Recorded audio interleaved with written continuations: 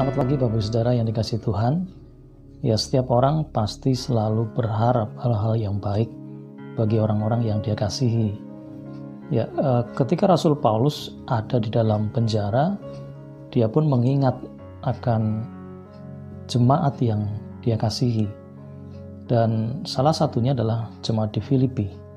Di dalam Filipi 1 ayat 27 dan 28 dituliskan demikian, hanya hendaklah hidupmu berpadanan dengan Injil Kristus, supaya apabila aku datang, aku melihat, dan apabila aku tidak datang, aku mendengar, bahwa kamu teguh berdiri dalam satu roh dan sehati sejiwa, berjuang untuk iman yang timbul dari berita Injil, dengan tiada digentarkan sedikit pun oleh lawanmu.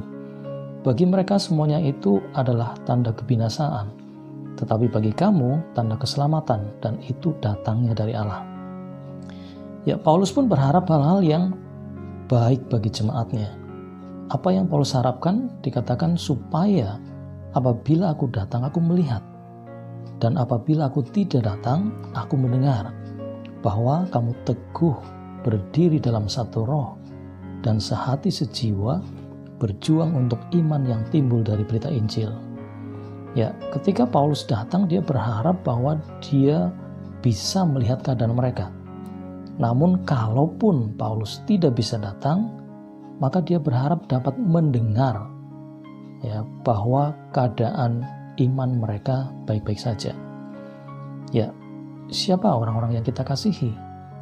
Tentulah kita berharap hal-hal yang baik bagi mereka. Nah, kondisi yang sementara ini sedang terjadi, mungkin sementara waktu ini juga telah memisahkan kita dengan orang-orang yang kita kasihi.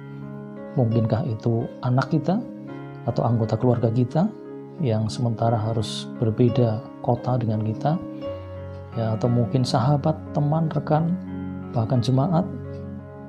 Ya, mari seperti Paulus berharap, kita pun bisa berharap demikian, yaitu apabila kita bisa bertemu, maka kita bisa melihat langsung kabar mereka.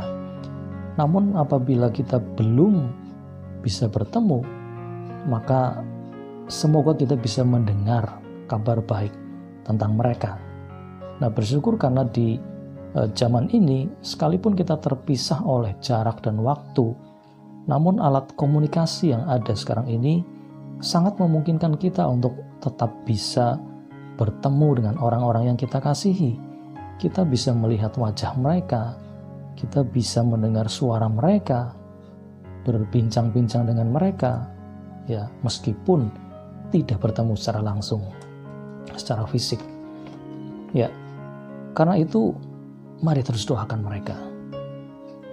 Paulus berharap di dalam doanya untuk hal-hal seperti yang dia sebutkan di dalam ayat yang ke-9 sampai dengan 11. Dikatakan demikian, dan inilah doaku, semoga kasihmu makin melimpah dalam pengetahuan yang benar dan dalam segala macam pengertian, sehingga kamu dapat memilih apa yang baik, supaya kamu suci dan tak bercacat menjelang hari Kristus, penuh dengan buah kebenaran yang dikerjakan oleh Yesus Kristus untuk memuliakan dan memuji Allah.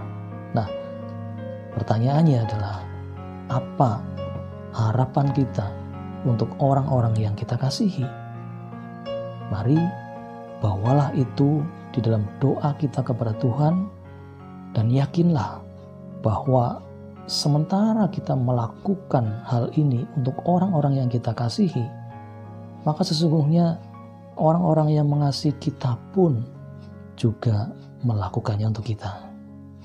Demikian renungan pagi hari ini. Tuhan memberkati.